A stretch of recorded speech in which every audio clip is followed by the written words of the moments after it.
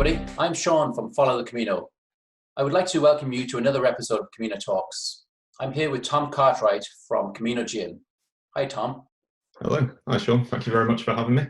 Yeah, thank you for joining in. So before we kind of start talking about the Camino and gin and all those topics, maybe can you just give me a background on who you are? Yeah, certainly. My name's Tom Cartwright. I'm 24 and I live in Wilmslow in Cheshire. I first did the Camino in 2016. I walked to the Camino Frances alone, and it was proved to be probably one of the most amazing experiences of my life. Since returning back from the Camino, I've been working in various different jobs. Quite involved with like cocktails and the bartending industry. And then at the start of this year, during lockdown, it was when I really had a massive kind of change of direction, and that was when I started properly putting my dream of Camino Gin into practice, really. So, yeah. Okay, great, thank you. So you said you first did the Camino Frances. Now, I was reading on your website that you dropped out of university and you were at a loose end. So why was that, and why did you decide to go walking for 500 miles? Yeah. Well, it was I was studying down in Bath. I started off doing a business studies degree, but it just didn't really feel like me. I then tried again doing a philosophy degree, which also didn't really feel like me. So I dropped out of that, and I was working in a small shop in the town. And I just very much felt like, I tried two different courses. I didn't really know what I was going to do. I was starting thinking of, maybe joining the Navy or becoming a carpenter. And there was loads of these ideas buzzing around my head. And I had a friend of mine who the year before, and he started talking to me about this. He was saying, "No, just get out there. It's a fantastic experience. Just just clear your head effectively out there." So then I started looking into it a little bit and stumbled across the film The Way, which I'm sure many people have seen, yes, which inspired to go out there. And then from watching that and reading up a bit more about it, that was the main decision really, to go out there.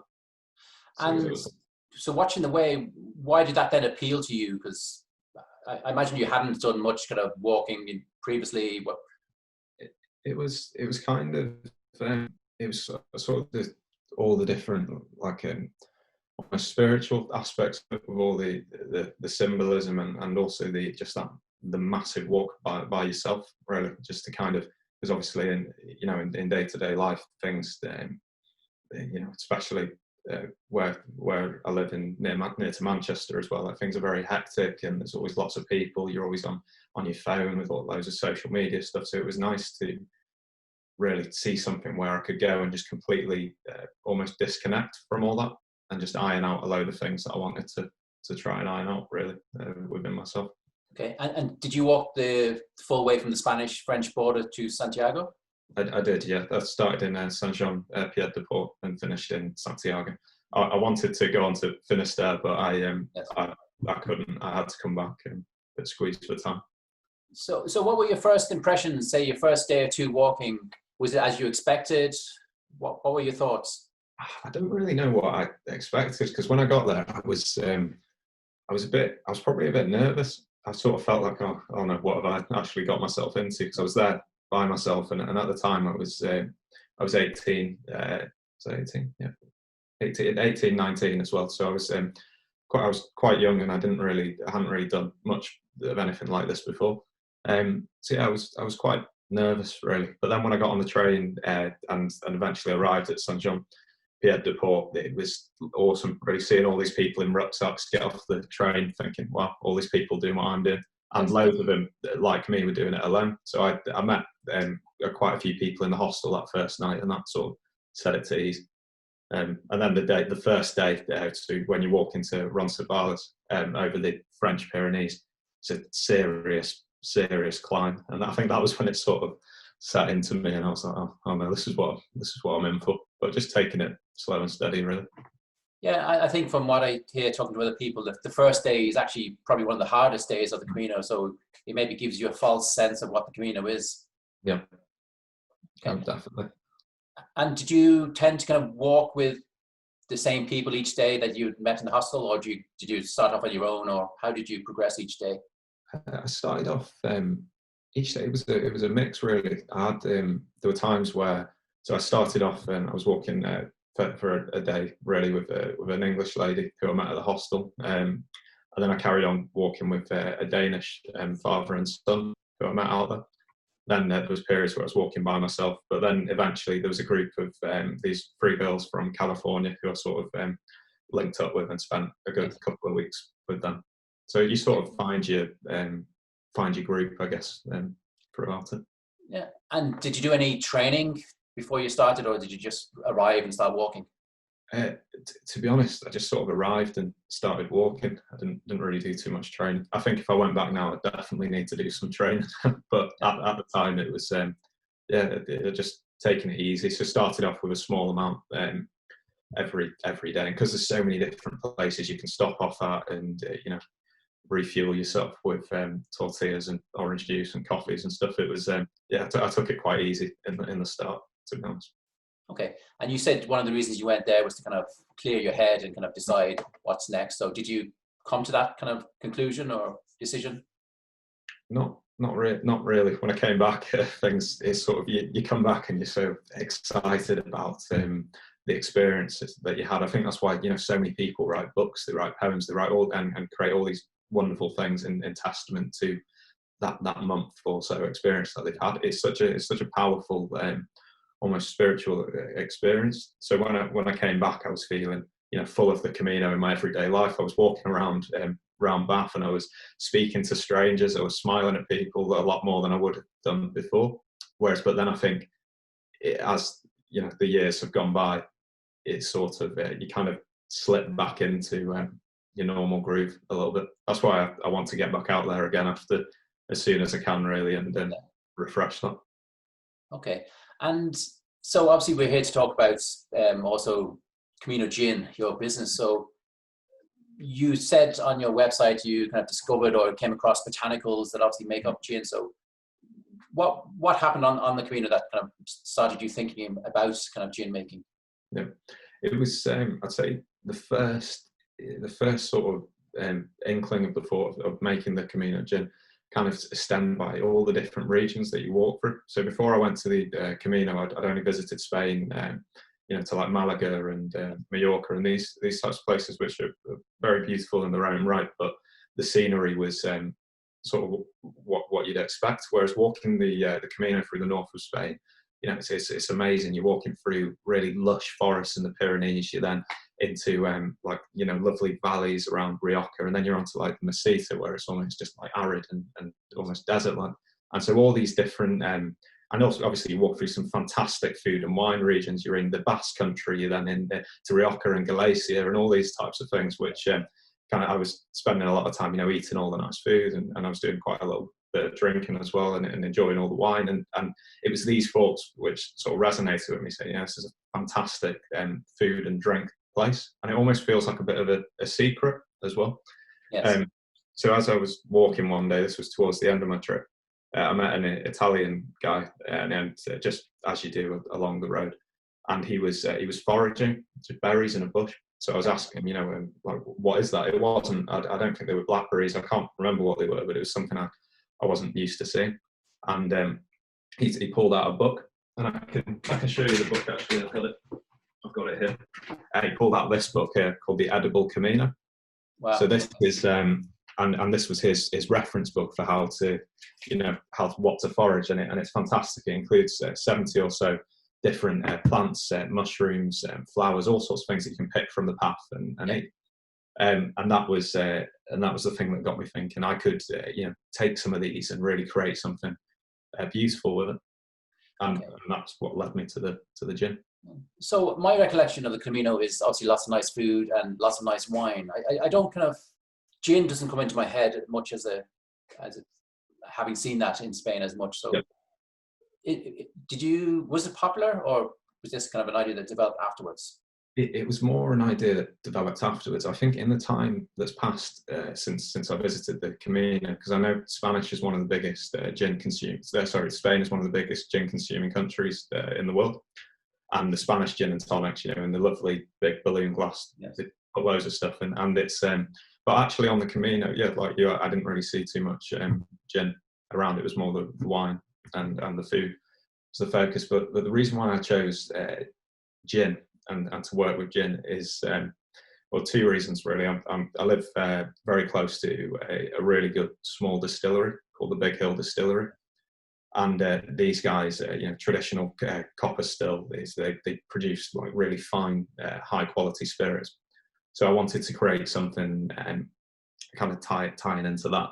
And gin as a spirit is something that a London dry gin is something that is synonymous with the England as well and the UK. So I wanted to push on that side, and it's a thing that you can be a bit more playful with in regards to the other spirits. So whiskey and rum and all that, they have a very defined flavour profile, whereas gin, you can, it's all about the botanicals, it's all about the flowers. And for me, the Camino, a large part of it was all about those lovely smells, that all that wonderful scenery, so and all the different tastes. So I wanted to try and pull all these things together and see if I could give off similar aromas to things that I remembered, give off similar tastes to things that I experienced, be it sort of like the grassiness of the forest, or kind of the nice sweetness of the figs and the smells of the lavender, and all that is condensed, if you like, inside of the gin.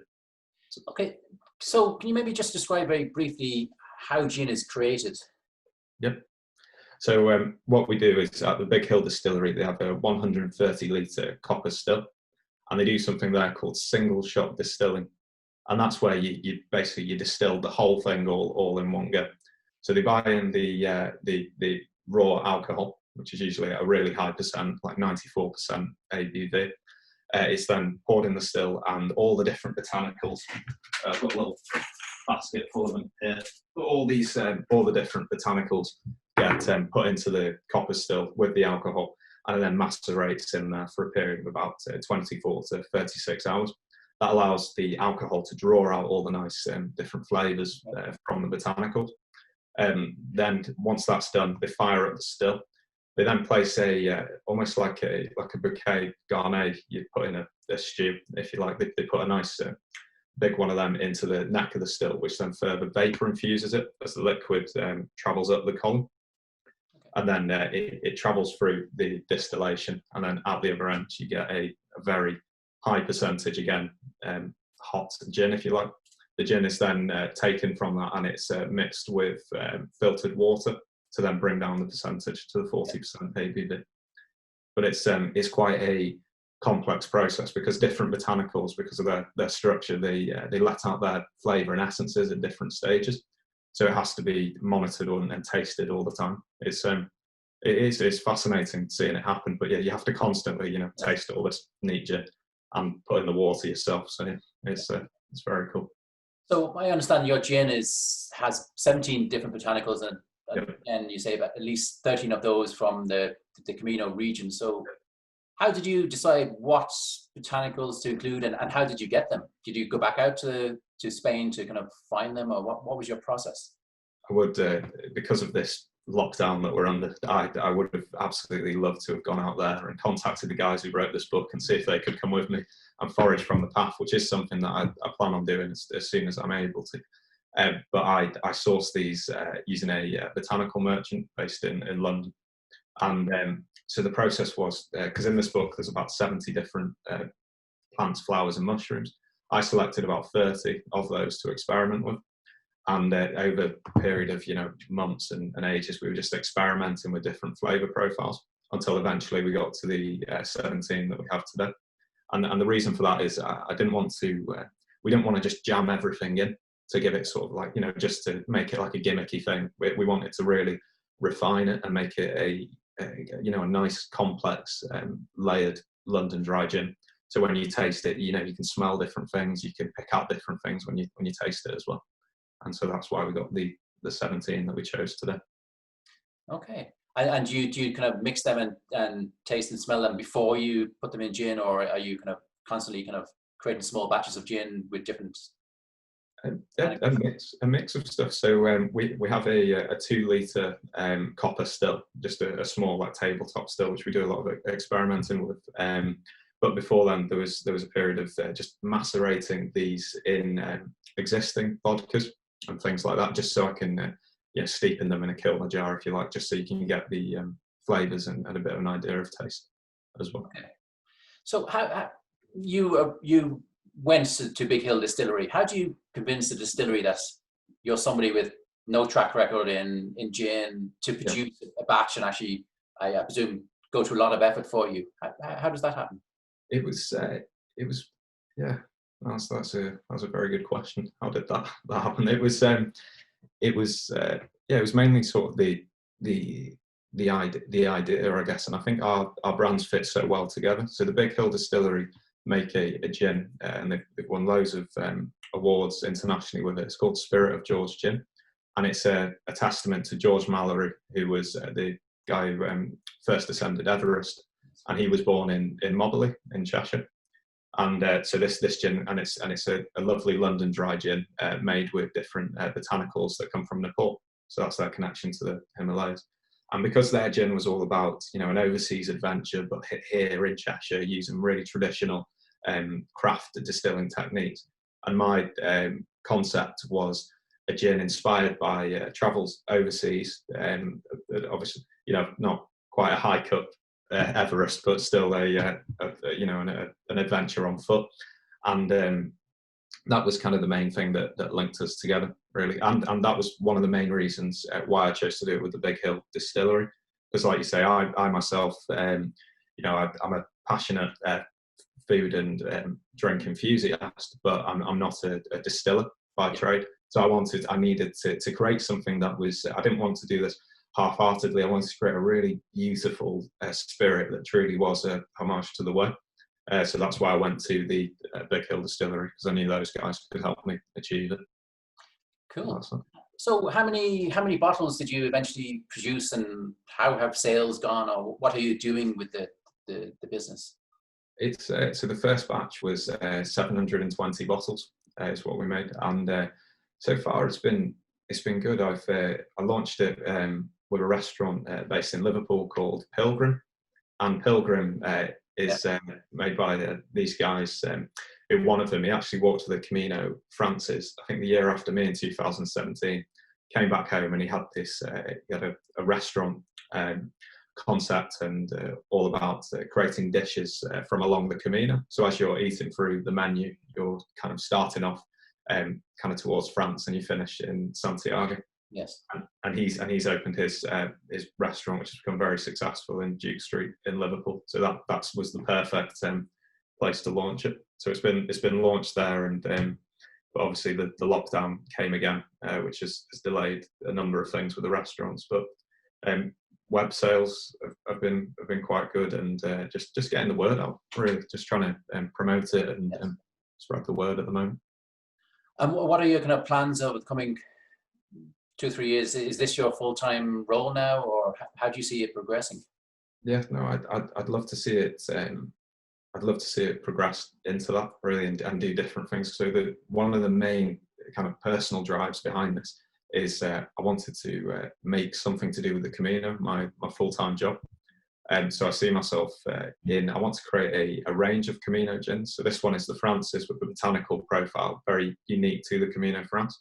I want to go out and do the North route in May. So I could, and the coastal one, so there'll be a lot of different plants and flowers that grow near the sea, the different seaweeds, and see if I can pull together a coastal gin based on the North route. And then eventually maybe the long one all the way from Seville and loads of Via de la Plata. Yeah, that's it. Yeah. So I'd love to, and through this as well, it's not just about harnessing the Camino to sell gin, if you like. I want to sort of, through gin, promote the Camino, because it's been such a massive thing in my own life. I want to try and inspire others to walk on it as well, and travel out there. And so that's so through doing it, I hope to one day release little guidebooks focused on the food and drink side of the Camino, and maybe even one day myself go out there and speak to people out there about it and all that sort of stuff. So that's the plan. Okay, very good. And are you kind of planning your next kind of batch? Yes, the next batch is actually is being started tomorrow. Another 720, which will be ready. I think the 7th or 8th of December, it will be ready.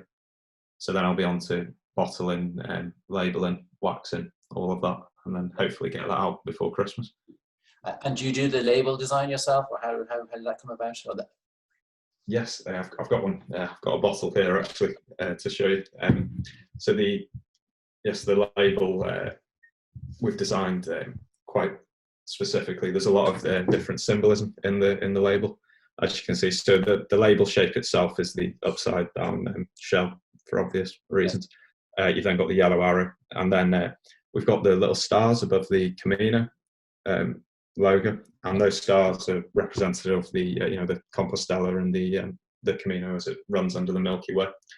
We have the map line here from Saint Jean Pied de Port to Santiago de Compostela, and little footsteps dotted all around, as well as the sword of Saint James and a pilgrim's gourd as well, to reference the water carriers. So basically, all the symbols of the Camino in one label.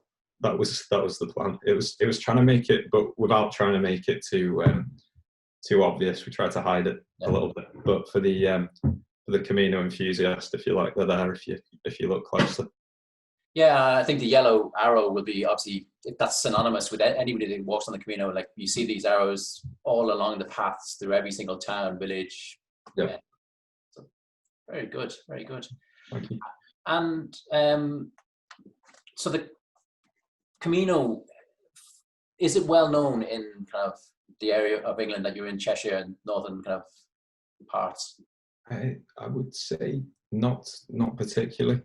Not particularly. I've not really. A lot of people I've spoke to, it's been from discussing the gin with them. It's been the first time that they've heard about it, and it's great. A couple of my restaurant customers have said that from learning about the gin, they've been then researching the Camino, and they themselves are planning on doing it, which is the whole plan really. So that's quite cool. Very good. So you find yourself having to explain to people what the name means and why you've done it, which I guess is a good way to get their interest going. Yeah, no, that's it.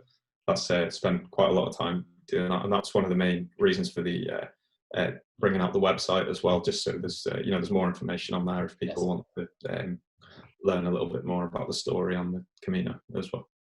Okay, so you said you're hoping to get back out on the Camino del Norte next May. Are you confident that will happen? I don't know. Hopefully, hopefully we'll all be vaccinated and it'll all be safe to travel out there. All being well, I'd love to get out there in May. Because that is a beautiful part of the country as well. You've got, and it's very kind of related to food. You've got San Sebastian, Santander, Bilbao. It's an amazing scenery there, an amazing part of the country. That'd be incredible. I think I heard San Sebastian or something. It's got like some of the best restaurants in the world all concentrated into one city. Yeah, lovely kind of world famous tapas restaurants and so on and so forth. Yeah, no, I'd love to spend some time there, definitely. Okay. Before we finish up, Tom, do you have any kind of unusual, or I'm sure you have very many lasting memories of your time on the Camino, but do you have anything unusual that really stands out? Or I'd say some of the main things for me are just the people I met, really. The people I met. I met a guy who was 83, and he's an artist. He lives in Barcelona, and I think he told me he's worked this. When I met him, it was his 33rd Camino. Walks it every single year since he was 50, and he was saying how he was an old man walking with his stick, and he took it very, very slowly, but that was he really claimed that the Camino and walking that trail every single year was the reason why he's still fit and strong and healthy at that age, which was very, very impressive. I met a guy who had walked in a pair of Converse shoes from Austria. I think he lived near Obergurgl in Austria, and he'd been walking for months and months, and he was sleeping outside as well the whole entire way with his dog. So you meet some fantastic, inspiring characters out there, and it just puts loads of stuff into perspective. Really, it's awesome. Highly recommend it, definitely. And have any of your friends done it since? Like, have you managed to persuade them that it's the thing to do? I don't know if I had a friend who I spoke to about it. I'm not sure if I persuaded him, but he went out there and he did I think he did the Camino del Norte, and I've had another friend who's done the Camino Portuguese from Porto. I myself attempted the Camino Portuguese from Porto, Yes. but ended up coming back shortly after Barcelos for a number of reasons. So that's another one I want to try and get out of. But yeah, it's just going to keep on trying to spread the word, really. Yeah, and I wish you all the best of luck. And I think you have got a good concept, and I think your idea of capturing the kind of the tastes and smells from the various Camino routes and producing kind of different types of gin that reflect those areas, I think that's quite compelling, and I'm sure you will have plenty of success. Thank you. Yeah, thank you very much. So I'd like to thank you for your time, Tom. I really appreciate that, and I wish you all the best with Camino Gin. And obviously, people can find it on CaminoGin.com. Yep. I'm sure we'll be hearing more from you in the future. Yep. Thank you very much for having me. Cheers, Sean.